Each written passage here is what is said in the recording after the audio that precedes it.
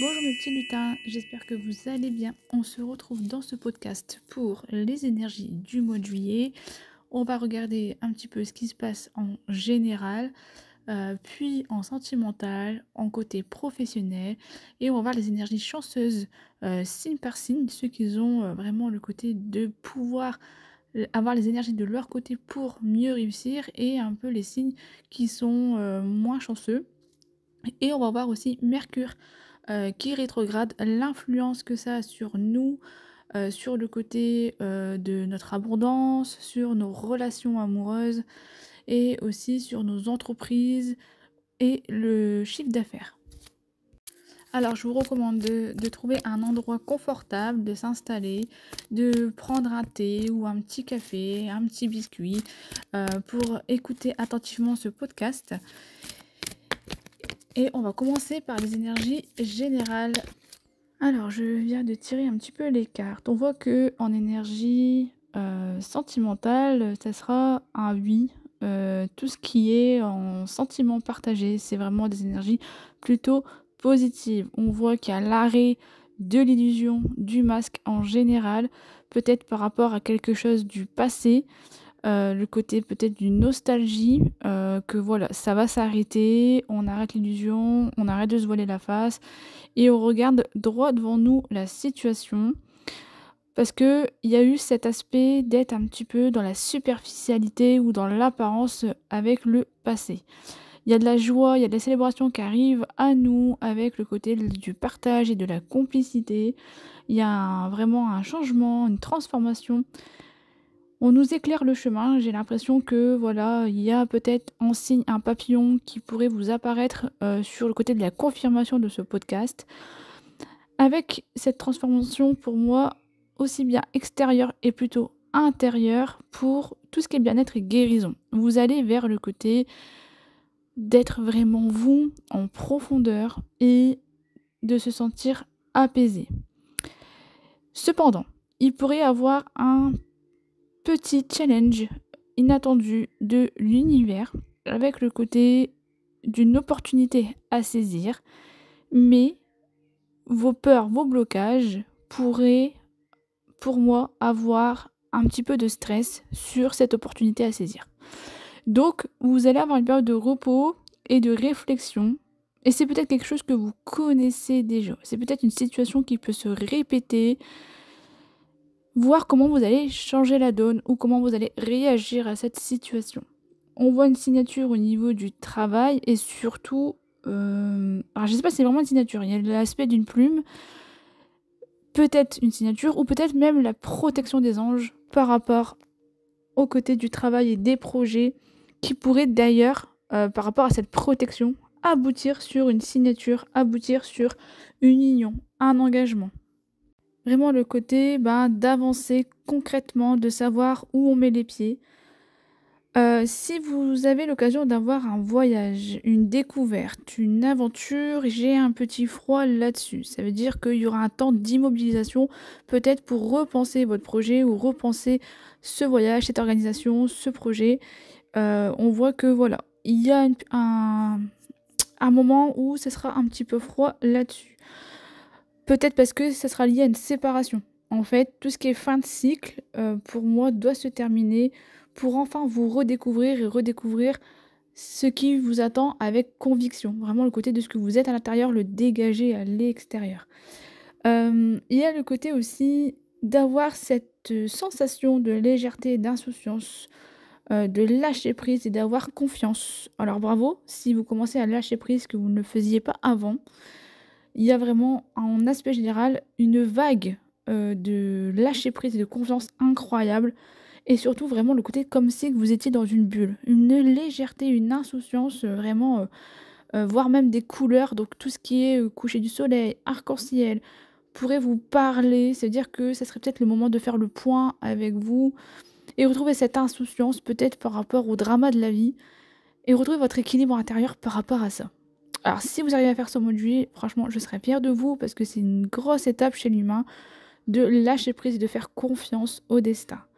On parle un peu d'équilibre. Alors c'est où vous avez le côté de l'intention, de l'espoir, d'avoir un équilibre des choses sur un conflit, où il y a le côté aussi peut-être au niveau de la justice, des examens, qui a de l'intention peut-être de réussir ou de se sortir d'une situation compliquée administrativement, juridiquement, notaire, avocat, huissier, donc il y a l'intention de vouloir s'en sortir. Je vous cache pas qu'il y aura des conflits par rapport à ça, il y aura des désaccords, mais ça sera pour moi le moment justement, peut-être par rapport à ça, de lâcher prise. Par rapport au drama de l'extérieur, comme on a dit il y a quelques minutes, le côté que le monde peut s'effondrer, vraiment, à contresens et vous aurez ce côté d'être dans une bulle d'insouciance et là, ça serait vraiment une épreuve réussie avec brio parce que vous ferez preuve de cette légèreté et de voler, de planer au-dessus de vos problèmes. Donc là, franchement, si vous arrivez à faire ça, ça serait vraiment un bel état d'esprit. On voit aussi qu'il y a beaucoup de pensées vers la connexion d'âme. Donc, si vous êtes célibataire, il peut y avoir une connexion d'âme qui arrive à vous. Et le côté que vous êtes en couple, beaucoup de pensées à vous reconnecter avec votre flamme jumelle, avec votre âme sœur, votre âme double. Voilà, vraiment le côté du lien d'âme qui sera très important et privilégié, et voire même des projets à deux. Parce qu'on voit un accord, un compromis par rapport au lien d'âme. Donc ça peut être par exemple votre meilleure amie qui est âme sœur, ça peut être votre conjoint qui est flamme jumelle. Vous pouvez me consulter en privé pour voir quel type de lien vous avez avec telle personne. Et ce côté-là va avoir un compromis, va avoir vraiment le côté d'une entente ensemble. Donc voilà les grands titres sur le général. Maintenant, on va passer titre par titre, alors on va dire domaine par domaine. On va regarder le domaine financier pour ce juillet 2025. Qu'est-ce qui vous attend? Alors, on parle de stabilité et de prudence. Le mois de juillet invite à la prudence financière en évitant les dépenses impulsives et en favorisant la stabilité économique. On parle aussi d'une opportunité de croissance qui correspond avec les énergies générales. Des opportunités de croissance financière peuvent surgir, mais il est important de les aborder avec discernement et planification, d'où le stress qu'on a vu un petit peu tout à l'heure. Au niveau professionnel, quelle est la grande ligne du mois de juillet 2025 pour le professionnel? Alors, on a le côté de la productivité et de la créativité. C'est vraiment propice à ces énergies-là, avec des opportunités pour innover et se démarquer dans son domaine professionnel. On parle aussi de collaboration et de communication. La collaboration et la communication sont pour moi essentielles pour atteindre vos objectifs professionnels. Sur le plan relationnel, on parle d'harmonie et d'équilibre. Le mois de juillet vraiment favorise l'harmonie et l'équilibre dans vos relations et vous encourage à la communication et à l'ouverture sur l'empathie. On peut renforcer nos liens, des opportunités pour renforcer des liens avec des proches et avec des collègues peuvent surgir ou ressurgir, comme on a vu tout à l'heure que c'est quelque chose que vous connaissiez. C'est fort possible que ça peut être quelque chose du passé qui revient pour voir un peu votre réaction. Au niveau familial, chaleur et soutien, on favorise les moments de partage et de connexion avec ses proches. Donc si vous partez en vacances, ça va vraiment plutôt bien se passer. On voit aussi un petit peu la résolution des conflits. On va avoir des opportunités pour résoudre les conflits familiaux qui peuvent surgir ou ressurgir. J'insiste vraiment sur le re, hein, parce que Mercure qui rétrograde, on va voir ça dans un second temps sur le podcast. Donc c'est tout ce qui est en énergie en re. Donc on peut ressurgir des conflits familiaux et on va avoir l'opportunité de les résoudre en encourageant pour moi sur la communication et la compréhension. En amour, le romantisme et la passion sont propices. Il y a ce côté de favoriser les moments de connexion intense avec l'être aimé. La communication et la confiance seront essentielles pour nourrir les relations amoureuses et les faire grandir. Pour moi, le mois de juillet 2025 promet vraiment une période de stabilité, de croissance, avec des opportunités pour innover et se démarquer dans son domaine professionnel tout en favorisant l'harmonie et l'équilibre dans les relations. On va regarder les influences planétaires sur chaque signe du zodiaque par domaine. Alors, on va commencer par l'énergie sentimentale. Les meilleures énergies propices. Donc, le lion qui ressort en tête avec le côté qu'il y a Vénus en taureau qui va favoriser la stabilité et l'harmonie dans les relations. Il y a Vierge aussi avec le Vénus toujours en taureau qui va créer une ambiance chaleureuse et paisible, idéale pour intensifier les relations. Pour les balances, bien que Mercure en cancer puisse inciter à la réflexion, les balances peuvent travailler sur leurs relations et les améliorer. Les signes qui auront le moins bonnes énergies en sentimental. Alors, les béliers. Il n'y a pas vraiment d'informations propices spécifiques pour eux au mois de juillet, mais les béliers doivent être prêts à innover et être créatifs. Pour les scorpions, Mercure en cancer peut rendre les scorpions plus sensibles et émotifs dans leur interaction. Maintenant, on va regarder les signes du zodiaque, les énergies positives sur le domaine financier. Alors, les meilleurs signes, on parle du Capricorne, parce que Jupiter va stimuler la croissance professionnelle et financière. Les taureaux, Vénus favorise une gestion rigoureuse des finances. Les sagittaires, Jupiter va stimuler les ambitions professionnelles et peu importe les plans, on voit qu'il y aura ce côté d'apporter des opportunités financières. Les signes qui auront de moins bonnes énergies sur le domaine financier, on parle des Gémeaux. Il n'y a pas d'informations spécifiques pour juillet, mais les Gémeaux doivent être prêts à travailler dur pour atteindre leurs objectifs financiers. Donc il n'y a que eux que voilà, c'est un peu plus compliqué, mais c'est vraiment pour dire de persévérer et de fixer des objectifs et de s'y tenir.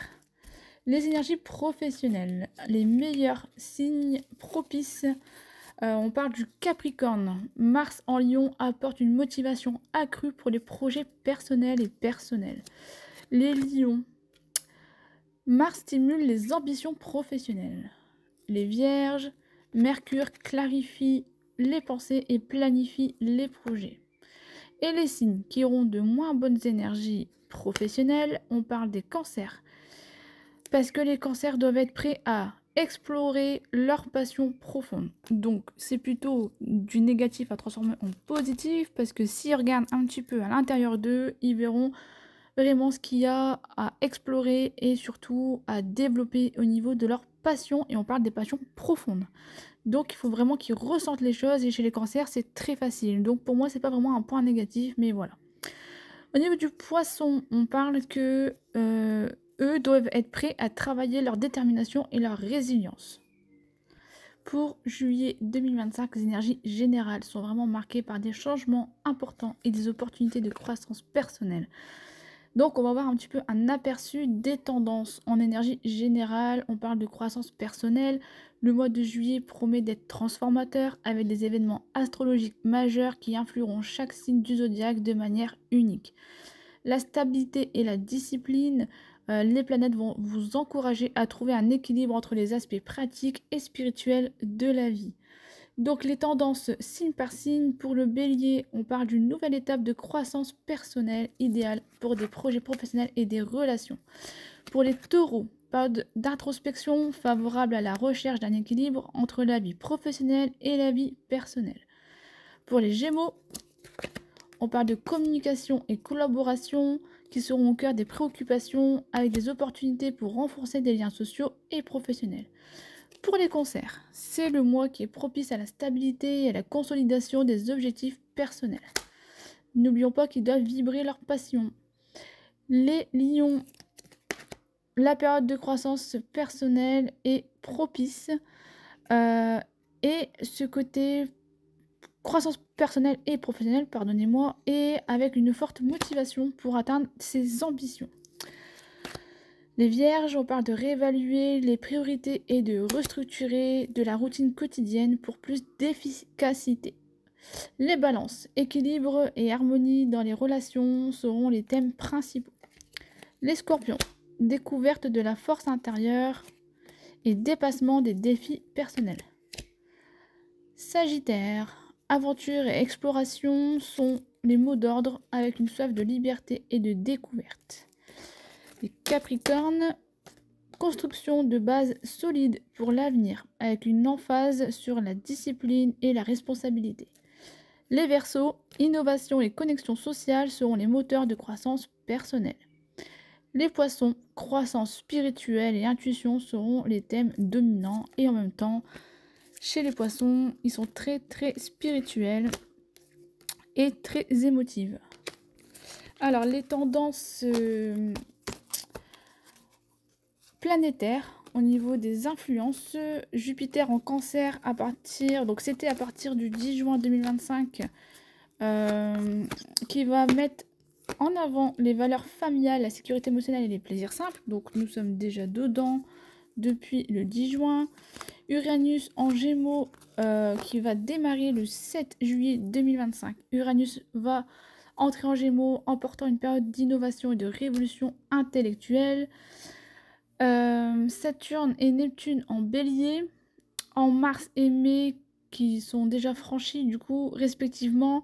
Saturne et Neptune entreront en Bélier, initiant une dynamique complexe entre les structures et l'idéalisme.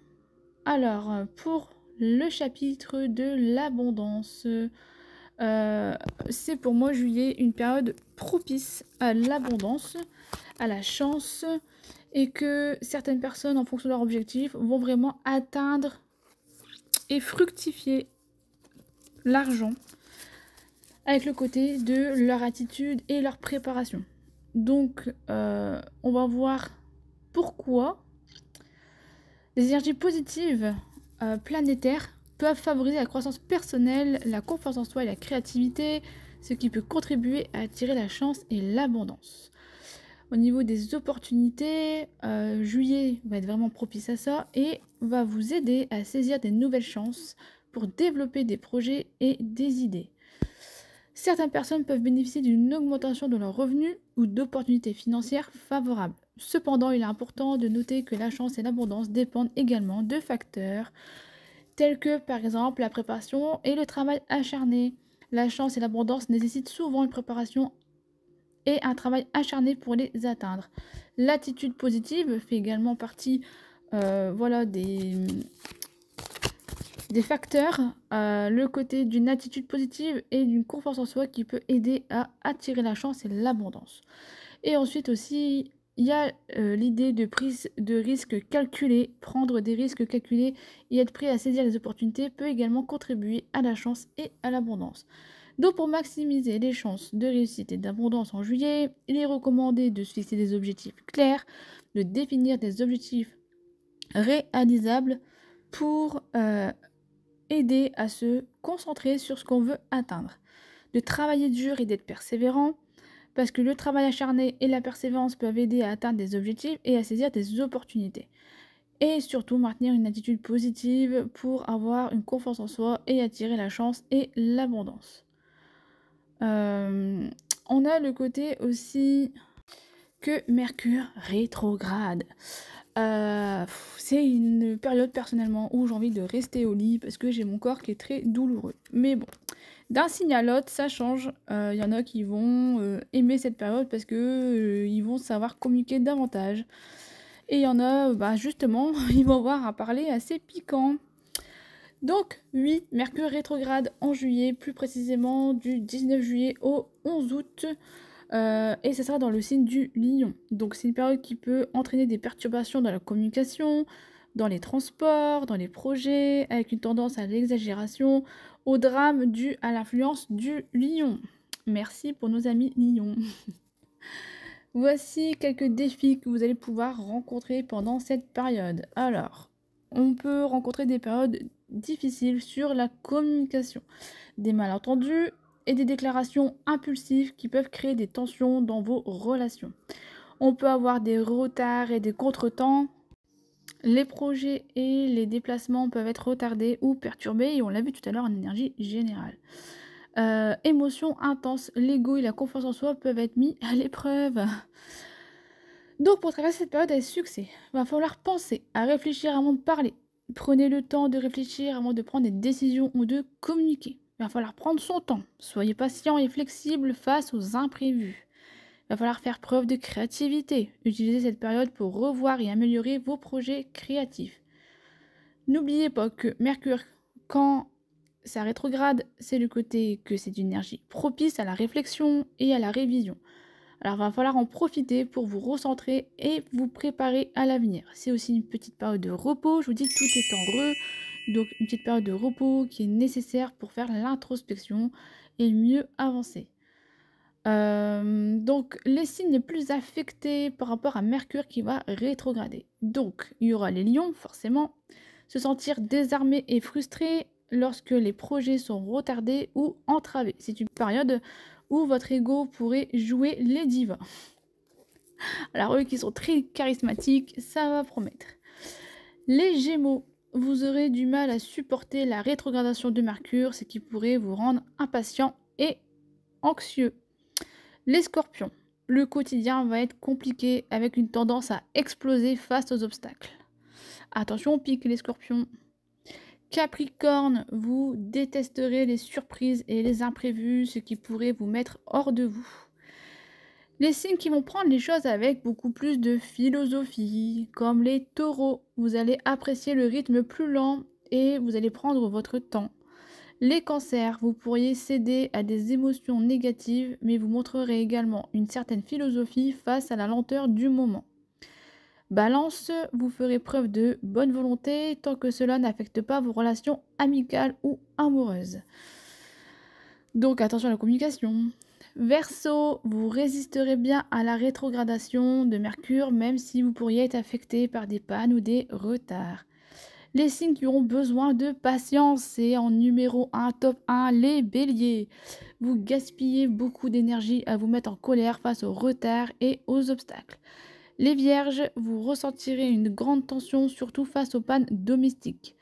Les poissons, les émotions dépendront beaucoup de l'ambiance environnante, alors entourez-vous de positivité. Pendant cette période, il est recommandé de réfléchir, comme on a vu tout à l'heure, avant de parler pour éviter les malentendus, de revoir et peaufiner vos projets créatifs plutôt que d'en avancer et d'en lancer de nouveaux, de pratiquer de la patience et de l'indulgence vers vous-même et les autres. Nous sommes toujours vraiment dans cette énergie de réflexion et de révision par rapport à Mercure qui rétrograde.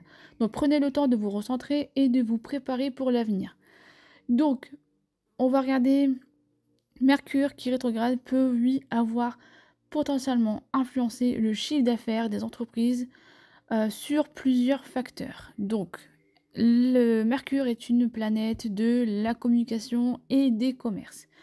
Donc on peut effectivement subir le côté d'avoir moins de clients. Désolée pour les entrepreneurs qui nous écoutent, mais tous les patrons, ça peut être suite à des malentendus, à des erreurs de communication et des problèmes techniques. Parce que quand Mercure rétrograde, on a des problèmes de réseau, il est au ralenti. Donc ça peut entraîner par exemple une perte de chiffre d'affaires parce qu'il pourrait avoir une perte de confiance des clients ou une diminution du nombre de clients. Parce que par exemple votre commerce peut avoir un problème de communication stratégique sur les réseaux sociaux et donc vous aurez moins d'influence sur la visibilité, donc moins de chiffre d'affaires. Des retards et des annulations. Les retards et annulations de commandes ou de rendez-vous qui peuvent entraîner une perte de revenus et des problèmes de paiement. Les problèmes de paiement, des retards de paiement peuvent affecter la trésorerie de l'entreprise. Donc c'est important de noter que ça peut varier aussi en fonction de plusieurs facteurs, tels que le type d'entreprise. Les entreprises qui dépendent fortement de la communication et de la technologie peuvent être plus affectées que celles qui ont des processus plus traditionnels. Ça peut avoir un impact, par exemple, aux entreprises qui ont des stratégies de marketing. Donc, on en a parlé juste il y a une minute, vraiment les entreprises qui ont une stratégie de marketing bien définie et qui sont capables de s'adapter aux circonstances peuvent minimiser les impacts négatifs. Par rapport à la gestion des risques, les entreprises qui ont une bonne gestion des risques et qui sont préparées aux imprévus peuvent mieux gérer les impacts de Mercure rétrograde. Donc pour minimiser les impacts négatifs sur les chiffres d'affaires, les entreprises peuvent prendre des mesures telles que communiquer clairement avec les clients. Assurez-vous que les clients sont informés des problèmes potentiels et des solutions proposées. Offrir des promotions et des remises. Les promotions et les remises peuvent aider à attirer les clients et à maintenir les ventes.